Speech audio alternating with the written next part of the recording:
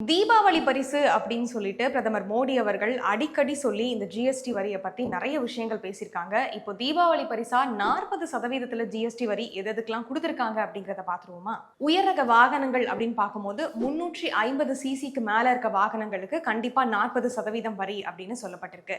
இதை தொடர்ந்து அப்படின்னு பார்த்தோம்னா குளிர்பானங்கள் எதெல்லாம் கேஸ் மிக்ஸ் பண்ணி இருக்கோ அந்த குளிர்பானங்களுக்கு 40% வரி அப்படின்னு சொல்லப்பட்டிருந்தது. பாப்கார்ன் அப்படின்னு பார்க்கும்போது பாப்கார்ன்ல மொத்தமாவே குறைஞ்சிருக்கு அப்படின்னு சொல்லியிருக்காங்க. இதுல கேரமல் பாப்கார்னுக்கு நாங்க கம்மி பண்ணுவோமா அப்படின்னு கேட்டா கண்டிப்பா கிடையாது. கேரமல் பாப்கார்னுக்கு அதே விலை தான் இருக்கு. ஜிஎஸ்டி குறைக்கப்பட மாட்டாதுன்னு சொல்லப்பட்டிருக்கு.